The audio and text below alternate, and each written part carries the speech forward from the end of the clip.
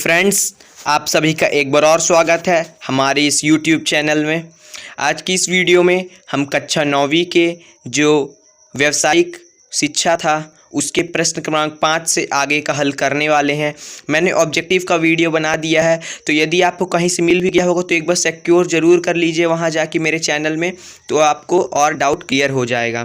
तो इस वीडियो में हम प्रश्न क्रमांक 5 के आगे का हल करेंगे और ज़्यादा से ज़्यादा हो सके तो इस वीडियो को शेयर कर दीजिएगा अपने फ्रेंड्स लोगों के साथ, क्योंकि ये वीडियो आपको कहीं भी यूट्यूब में नहीं मिलेगी। सभी ने सिर्फ ऑब्जेक्टिव ही बताया होगा जहाँ तक है, लेकिन मैं इसका फुल सॉल्यूशन देने वाला हूँ। तो प्लीज़ वीडियो शेयर ज़रूर कर दीजिएगा और चैनल में नए होंगे तो प्लीज़ सब्सक्राइब कर दीजिएगा, क्योंकि बड़ी मेहनत से वीडियो बनता है और वो आप तक पहुँचता नहीं है तो बहुत वो होता है, इसीलिए चैनल सब्सक्राइब जरूर कर दीजिएगा।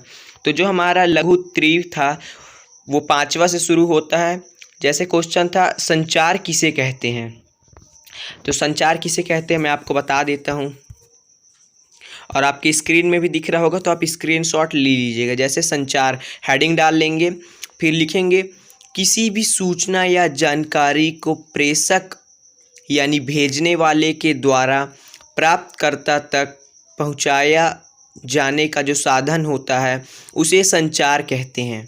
जी हाँ फ्रेंड्स, किसी भी सूचना या जानकारी को प्रेषक भेजने वाला के द्वारा प्राप्तकर्ता तक पहुंचाने के साधन को संचार कहते हैं।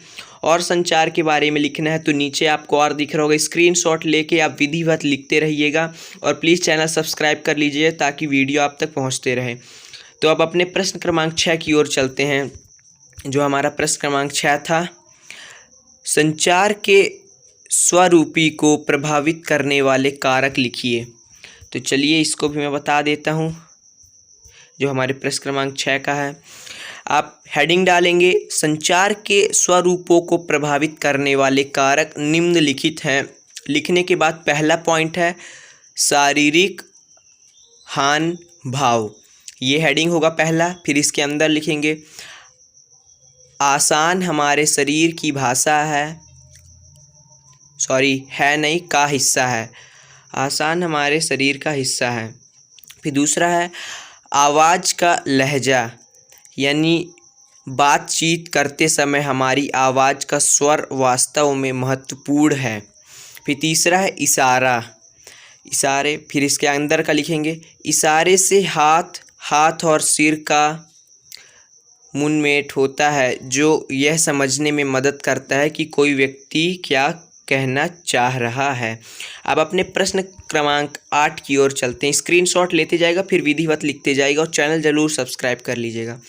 जो हमारा प्रश्न क्रमांक 7 है, दृश्य संचार क्या है, उदाहरण सहित समझाइए। तो चलिए दृश्य संचार भी देख लेते हैं। दृश्य संचार हेडिंग डालेंगे, फिर लिखेंगे यह संचार तस्वीरों, कला, चित्र, रेखाचित्र, चार्ट और रेखांकन का उपयोग सूचना देने के लिए होता है। फिर उसके नीचे का और लिख लेंगे। तो ये अभी बताऊंगा तो वीडियो बहुत लंबी हो जाएगी, स्क्रीनशॉट ले लीजिएगा सिंपली से और लिख लीजिएगा। और ये वीडियो शेयर ज़रूर कर दीजिएगा, क्योंकि आपके मित्रगण जो हैं वो बहुत परेशान होंगे तो उन तक ये वीडियो पहुंच जाए। अब अपने प्रश्न क्रमांक 8 की ओर चलते हैं। जो हमारा प्रश्न क्रमांक 8 था, अभिवादन और परिचय क्या है, इसके प्रकार कौन कौन से हैं। तो ये भी मैं आपको दिखा भी देता हूँ और बता भी देता हूँ, तो आप आराम से लिख लीजिएगा।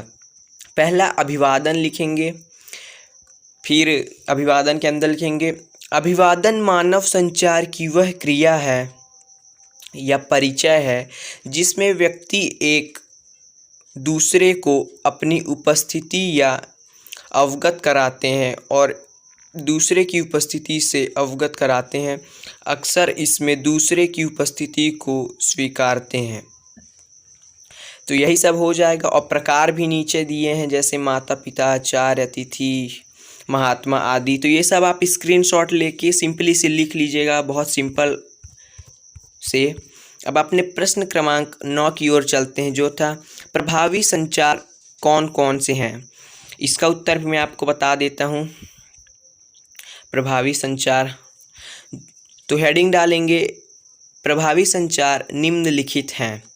पहला होगा प्रेषण, दूसरा संदेश, तीसरा एनकोडिंग या संकेतीकरण, चौथा मीडिया, पांचवा रिसीवर, छठवा प्रतिक्रिया। ये सब है, आप लिख लीजिएगा। फिर अपने प्रश्न क्रमांक 10 की ओर चलते हैं, यानी दीर्घ उत्तरीय प्रश्नों की तरफ। तो मैं ये 10वां वाला बता देता हूँ आपको। सहायक क्रियाओं के साथ बंद प्रश्न की उदाहरण सहित तालिका बनाइए। तो ये मैं आपको दिखा देता हूँ। प्रश्न क्रमांक 10 का उत्तर है, ये जो इसका चित्र बनाना है तो आप आराम से कहीं से भी बुक से देख के बना लीजिएगा। आप चित्र कैसे मैं दिखा सकता हूँ, आप बना तो पाएंगे नहीं अभी वीडियो से देख के। तो वो अपने प्रश्न क्रमांक 11 की ओर चलते हैं। प्रश्न कितने प्रकार के होते हैं, उदाहरण सहित समझाइए। तो जो हमारे प्रश्न हैं वो 5 प्रकार के होते हैं। पहला दुख से उदित प्रश्न, दूसरा क्रोध से पैदा हुए प्रश्न, तीसरा ध्यान आकर्षित करने वाले प्रश्न, फिर चौथा है परीक्षा लेने के लिए, पांचवा निश्चितता की पूछ करने के लिए। तो आप ये सब लिख लीजिएगा, स्क्रीनशॉट ले लीजिएगा, आराम से लिख लेंगे। अब अपने प्रश्न क्रमांक 12 और इस वीडियो के आखिरी प्रश्न की ओर चलते हैं, जो था संज्ञा सर्वनाम क्रिया विशेषण किसे कहते हैं, उदाहरण सहित। तो ये आपको यहाँ दिख रहा होगा। संज्ञा किसी व्यक्ति, वस्तु, स्थान अथवा भाव आदि के नाम को संज्ञा कहते हैं, जैसे श्याम, रामू, सत्यम, आम, कुछ भी।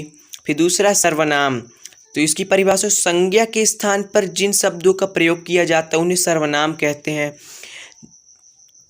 जैसे मैं कल आऊँगा, या और सभी कुछ हो जाएगा उदाहरण। तो उदाहरण के लिए भी ये क्रिया विशेषण भी है। तो सब स्क्रीनशॉट लेके लिख लीजिएगा, और वीडियो जितनी ज़्यादा हो सके एक बार और रिपीट करूँगा, प्लीज़ शेयर कर दीजिएगा और चैनल ज़रूर सब्सक्राइब कर लीजिएगा। तो मिलते हैं अगली वीडियो में, तब तक के लिए जय हिंद।